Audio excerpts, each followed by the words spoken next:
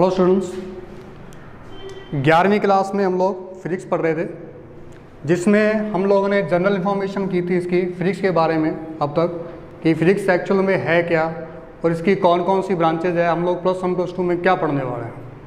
ठीक है, तो ये सब हम लोगों ने डिस्कस कर लिया था। ठीक है, अब फिजिक्स को अच्छे से समझने के लिए कौन कौन सी चीज़ों की अपने को आवश्यकता होती है उनके बारे में अपने स्टडी करेंगे। ठीक है, तो एक लाइन बोली जाती है कि physics is king of science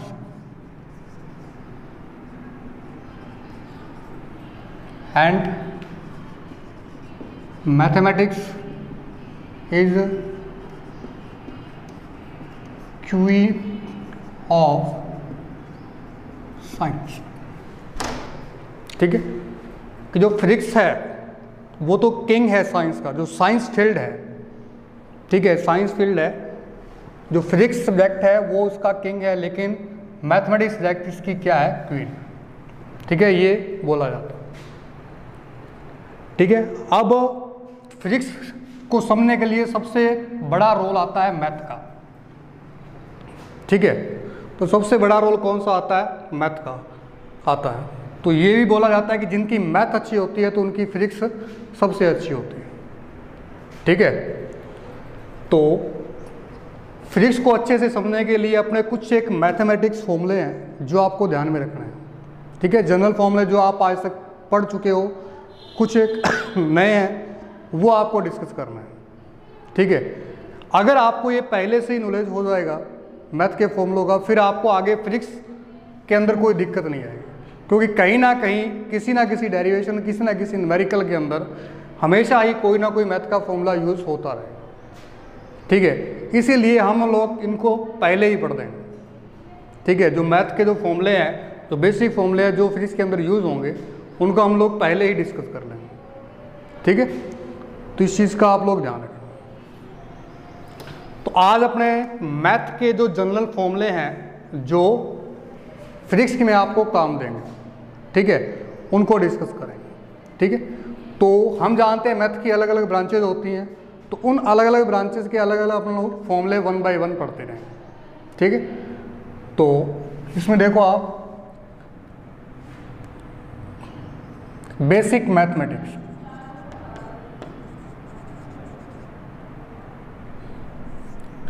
basic mathematics करनी है आपको। इसकी कौन कौन सी ब्रांचेस के बारे में डिस्कस करेंगे वो मैं यहाँ लिख रहा हूँ। जैसे मान लो बीजगणित,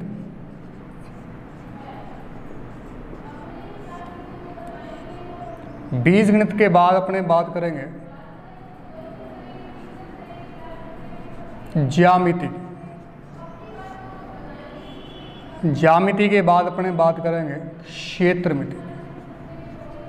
ये आप 10th 9th तक पढ़ के आ चुकी है, एक बार थोड़ा सा रिवाइज हो जाएगा तो आपको पता चल जाएगा कि ये फॉर्मूले यूज़ होने वाले हैं उसमें। ठीक है, इसकी आपको नोट्स या PDF ही आपको मिल जाएगी। ठीक है, इन फॉर्मूलों की, लेकिन यहाँ मैं आपको समझा भी रहा हूँ। इसके बाद आती है त्रिकोणमिति, ट्रिग्नोमेट्रिक्स।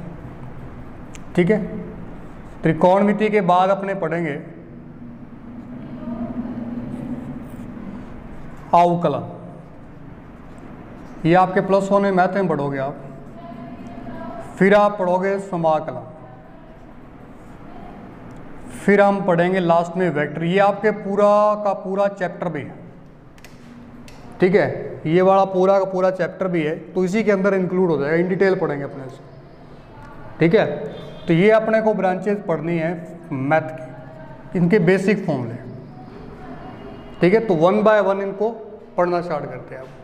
तो सबसे पहले क्या आती है, बीजगणित की बात करते हैं हम।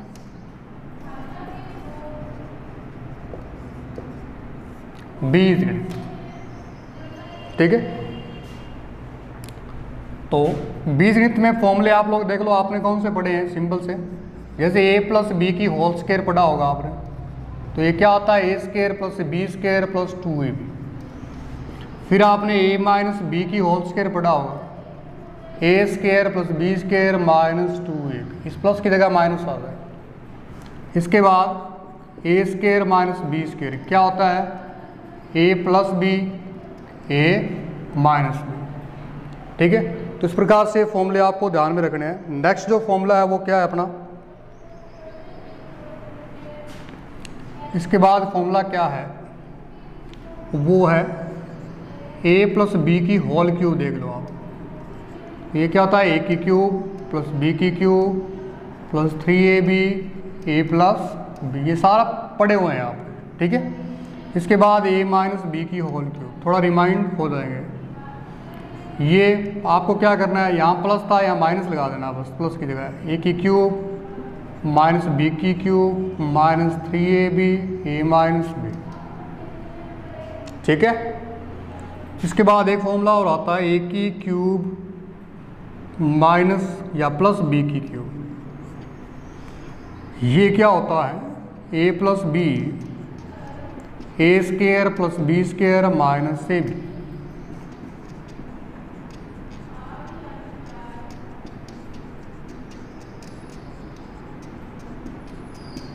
प्लस ए, ये कुछ अलजेब्रिक फॉर्मूले जो आपको ध्यान में रखना है। ठीक है, तो ये बीजगणितीय फॉर्मूले हैं आपके पास जो आपको ध्यान में रखना है। ठीक है, इसके अलावा आपको ये भी आपने देखा होगा कि रैखिक समीकरण क्या होती है, रेखीय समीकरण देखी होगी बीजगणित में, वो क्या होती है, उसका स्टैंडर्ड फॉर्म लिख रहा हूँ, ax plus b x plus c is equal to 0। ठीक है, ये रैखिक समीकरण होती है।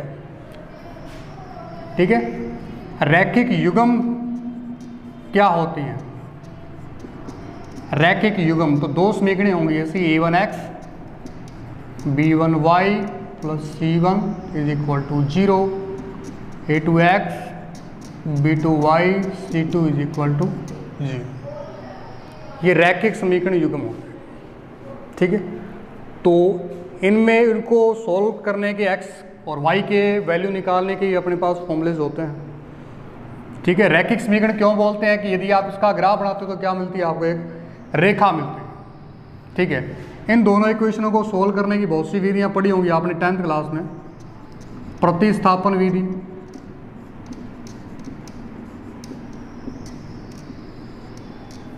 ठीक है, विलोपन विधि,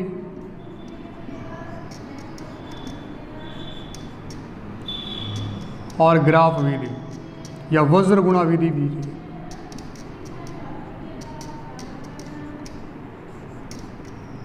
लास्ट में ग्राफ विधि आती है। तो इसमें कोई भी एक विधि लगा करके आप x और y के मान निकालते हो, जैसे विलोपन विधि लगा के x और y के मान निकालो। थोड़ा सा एग्जांपल आपको बता देता हूँ मैं, जैसे मान लो x plus 2y is equal to 3, equation 1, 2x plus y is equal to 4, equation number 2। यहाँ से आपको क्या करना है, x और y का मान निकाला। तो विलोपन विधि मोस्टली लगाते हैं आपने कई बार, आप प्रतिस्थापन से भी कर सकते हो। तो उसके लिए गुणांक बराबर करते हैं आप, जैसे यहाँ y का गुणांक 2 है, यहाँ क्या है 1 है, तो इसका गुणांक बराबर करने के लिए 2 की दोनों तरफ क्या कर दोगे आप, गुणा कर दोगे, पूरी समीकरण में गुणा कर दोगे। तो ये क्या हो जाएगी 4x प्लस 2y 8, ये बची तो इसको माइनस कर दोगे आप, x प्लस 2y बराबर 3, माइनस करो इसको, ये क्या हो जाएगा कैंसिल आउट हो जाएगा। इसके बाद क्या बचा 3x बराबर में 8 में से 3 गए 5, तो x की वैल्यू 5/3। इस x की वैल्यू को किसी भी एक समीकरण में रख दो तो किसकी वैल्यू आ जाएगी, y की वैल्यू आ जाएगी 2y, 3 माइनस 5/3, 9 माइनस 5/3, 9 में से 5 4, 2 से काट दोगे इसको तो क्या आ जाएगा y बराबर 2/3। इस प्रकार से x और y की आप वैल्यू निकालते हैं। ठीक है, तो ये रैखिक समीकरण आपको ध्यान में रखने हैं। विलोपन विधि से मोस्टली इसको सॉल्व करते हो आप। कोई भी आगे क्वेश्चन आ सकता है आपके पास कि कोई दो समीकरण आ गई तो उसको आप कैसे सॉल्व करोगे। ठीक है, तो बेसिकली आपको बता दिया मैं। इसके बाद बीजगणित के अंदर और आपको क्या ध्यान में रखना है, एक द्विघात समीकरण आती है। ठीक है, एक क्या आती है द्विघात समीकरण, आपने बीजगणित में पढ़ी होगी।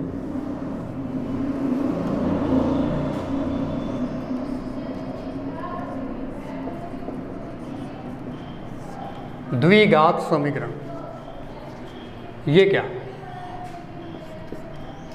द्विघात समीकरण का जो फॉर्मूला है, जो व्यापक रूप है वो क्या है, a x square plus b x plus c is equal to 0। ठीक है, अब इसको सॉल्व करने की जो मेथड है वो क्या है, पहले तो गुणनखंड विधि है। कौन सी है, गुणनखंड विधि। इसके बाद श्रीधराचार्य का फॉर्मूला है,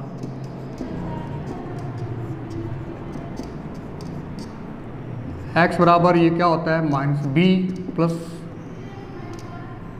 P plus minus under root b square minus 4ac upon में 2a। गुणनखंड विधि आप जानते हो, एक क्वेश्चन आपको करवा के देता हूँ। एक्स स्क्वेयर प्लस 2y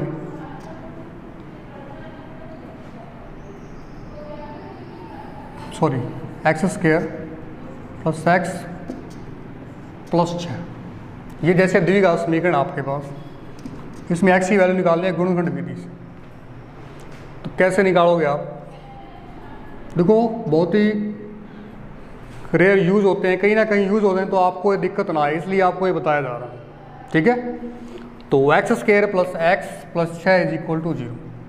अब आपको क्या करने होते हैं, इसके गुणा में देखो क्या है, एक है। अब एक के आपको ऐसे टुकड़े करने हैं कि जोड़ने या घटाने पर तो ये 1 आ जाए और गुणा करने पर क्या आ जाए 6 आ जाए, माइनस का लोगे आप, माइनस का 6 आ जाए। ठीक है, तो आप देखो 6 कौन से बाड़े में आता है, 2 के बाड़े में 2 3 है 6, गुणा करने पर क्या आ रहा है 6 आ रहा है, जोड़ के और घटा के देखो 1 आ रहा है क्या, 3 में से 2 के क्या आ रहा है 1 आ रहा है। अब प्लस का तो 3 हो जाएगा, माइनस का क्या आ जाएगा 2 हो जाएगा। इनके साथ क्या लगा दोगे एक्स का गुणा करो, इसकी माइनस की प्लस के साथ करेंगे तो माइनस, एक्स की एक्स के साथ करेंगे तो एक्स स्क्वायर, तो माइनस का 6x स्क्वायर, इन दोनों की गुणा करने पर चाहिए होता आपको माइनस का 6x स्क्वायर, इन दोनों की गुणा करके देखना आप। ठीक है, इसके ऐसे टुकड़े करने के आपके पास ये आ जाए माइनस का 6x। अब इसकी वैल्यू को यहाँ रख दो आप,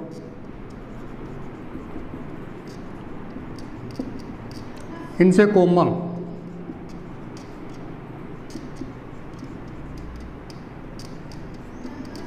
यहाँ से पूरे से x माइनस 2,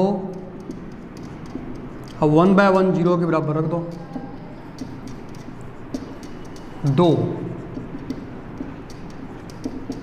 माइनस, तो x की वैल्यू आ जाएगी आपकी।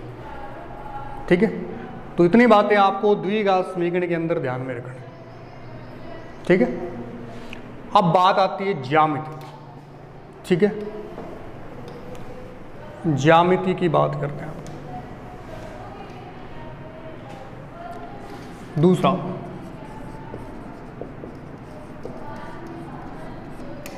ज्यामिति आपने पढ़ी होगी मैथ में 9th 10th के अंदर, उसमें थोड़ा देख लो आप। ज्यामिति स्टार्ट होती है बिंदु से।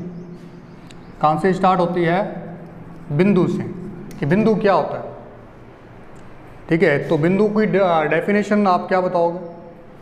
ठीक है, बिंदु की डेफिनेशन क्या होगी कि एक ऐसी आकृति जिसकी ना तो कोई ऊंचाई हो, ना लंबाई हो, ना चौड़ाई हो, तो वो क्या कहलाता है, बिंदु कहलाता है।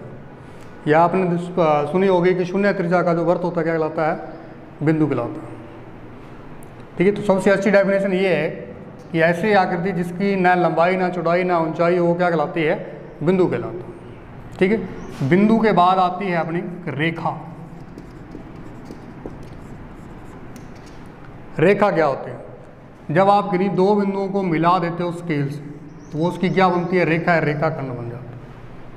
ठीक है, अगर आप रेखाखंड के किसी एक सिरे पर एरो लगा दो तो ये किरण बन जाएगी। क्या बन जाएगी, ये किरण बन जाएगी। ठीक है, रेखाएं भी कई प्रकार की होती हैं जो आपको ध्यान में रखनी है। जैसे होती है समांतर रेखा, ऐसी दो रेखाएं जो आगे बढ़ाने पर कभी भी काटती नहीं, या आप ये कहो कि इनके बीच की दूरी हमेशा क्या रहती है, बराबर रहती है, वो क्या कहलाती है, समांतर रेखाएं कहलाती है। ज्यामिति मोस्टली बहुत ज़्यादा काम देगी आपको, ठीक है। तो समांतर रेखाएं कौन सी होती हैं? ऐसी रेखाएं जो आगे बढ़ाने पर कभी भी काटती नहीं हैं। उसके बाद असमांतर रेखाएं,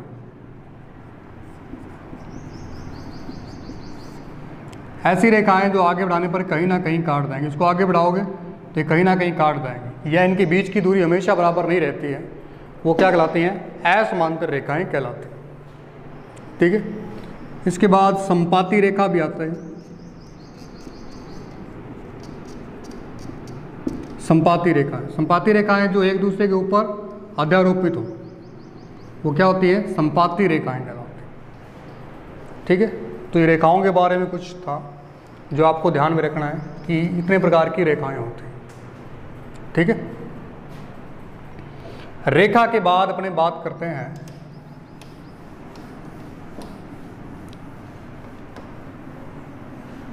त्रिभुज की।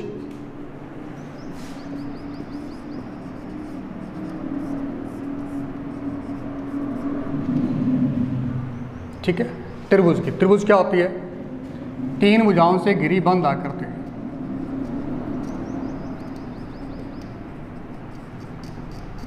से घिरी बंद आकृति क्या कहलाती है?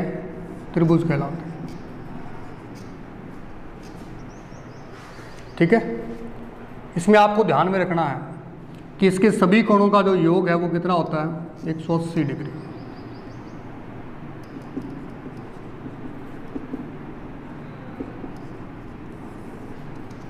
सभी कोणों का योग जो है वो कितना होता है? 180 डिग्री होता है, ठीक। सॉरी, इससे पहले अपने कोण कर लेते हैं, बाद में दिक्कत आएगी। त्रिभुज से पहले अपने करते हैं कोण, एंगल। कोण क्या होता है इसके बारे में पढ़ा होगा आपने छोटी क्लासों में। कोण, जैसे मान लो एक बिंदु है आपके पास, ठीक है। यहाँ से आप दो रेखाएं निकालोगे, जैसे ये निकाल दी, एक ये निकाल दी, तो इनके बीच में एक कोण बन जाएगा। इसको थीटा से लिखते हैं अपन। किसे लिखते हैं? थीटा से। ये क्या कहलाता है? कोण कहलाता है, ठीक है। इनके बीच में क्या बन जाएगा? एंगल बन जाएगा, ठीक है। अब अपने कोणों के प्रकार देख लो। कोणों के प्रकार, पहला है समकोण। समकोण क्या होता है? जब थीटा 90 डिग्री, अगर आपके पास एक कोण 90 डिग्री का है तो उसको आप क्या बोलते हो? समकोण बोलते हो, ठीक है। इसके बाद नंबर 2 की बात करते हैं अपन, न्यून कोण। न्यून कोण क्या होता है? 90 डिग्री से छोटा जो कोण होता है, क्या होता है? 90 डिग्री से छोटा कोण क्या कहलाता है? न्यून कोण। जैसे ये 90 डिग्री का एंगल है, इससे छोटा इधर जितने भी एंगल होंगे वो क्या कहलाएंगे? न्यून कोण कहलाएंगे, ठीक है। फिर आता है अपने पास अधिक कोण।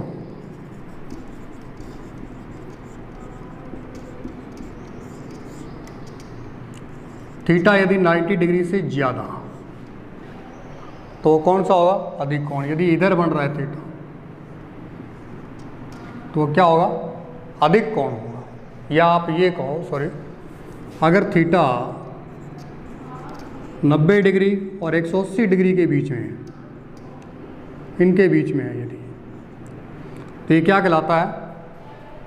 अधिक कोण कहलाता है, ठीक है। इसके बाद बात करते हैं अपने सरल कोण की।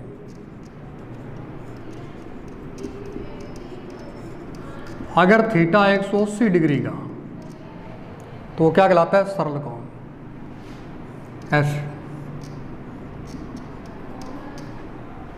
तो क्या कहलाएगा? सरल कोण कहलाएगा, ठीक है। इसके बाद अपने बात करते हैं वृहद कोण की।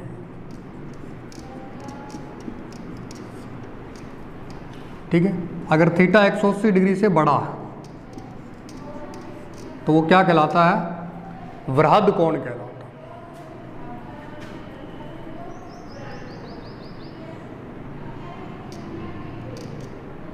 180 डिग्री से यदि बड़ा है, ये बड़ा है,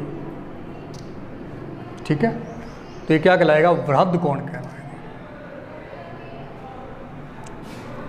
फिर अपने बात करते हैं वृद्ध कोण हो गया वो नंबर 6।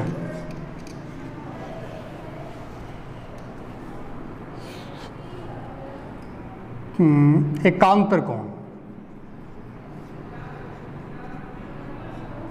एकांतर कोण कौन से होते हैं? जो जेड की शेप में बनते हैं और ये बराबर होते हैं, क्या कहलाते हैं? उल्टा जेड हो चाहे सीधा जेड हो, वो क्या कहलाते हैं? एकांतर। ये जैसे मान लो दो समांतर रेखाएं हैं, इनको एक तिर्यक रेखा काट रहे हैं, ठीक है, रेखाएं दोनों समांतर होनी चाहिए, यह शर्त है इसकी।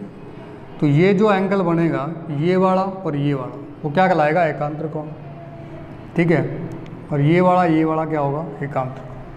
और ये हमेशा क्या होते हैं? बराबर होते हैं। जैसे एंगल 1 है एंगल 2 के बराबर, एंगल 3 है एंगल 4 के बराबर, ठीक है। तो ये हो जाएंगे एकांतर कोण। इसके बाद जो है नंबर 7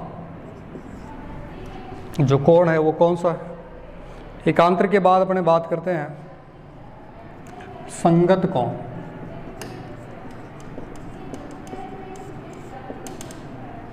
संगत कोण क्या होते हैं? जब दो समांतर रेखाओं को एक तिर्यक रेखा काटती है तो इसके एक ही ओर बनने वाले कोण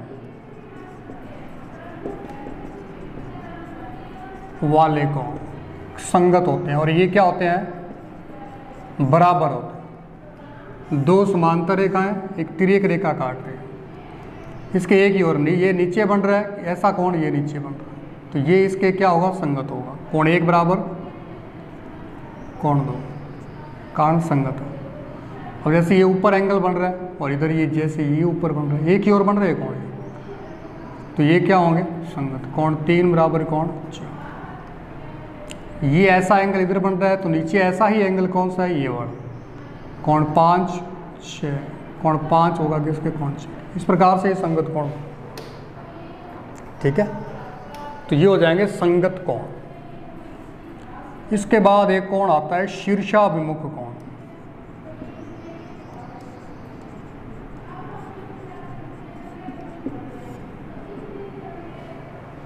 शीर्षाभिमुख कोण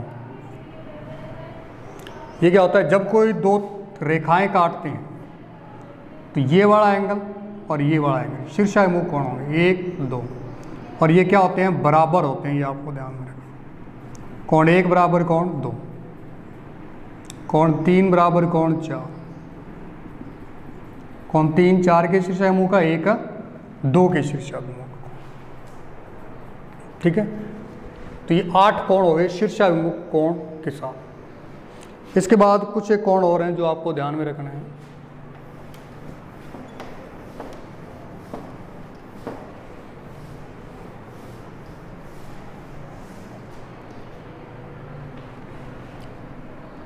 जैसे एक कोण होता है, 8 हो गए थे, 9वां कोण देख लो आप, पूरक कोण। पूरक कोण ऐसे दो कोण जिनका योग 90 डिग्री हो, अल्फा प्लस बीटा बराबर 90 डिग्री। जैसे 60 और 30, क्या ये पूरक कोण है क्या? जोड़ के देखो, अगर योग 90 है तो है 60 प्लस 30 बराबर कितना होता है? 90। 50 और 30, क्या ये पूरक कोण है क्या? जोड़ के देखो, 50 प्लस 30 कितना होता है? 80। पूरक कोण नहीं, ठीक है। इसके बाद आता है समपूरक कोण।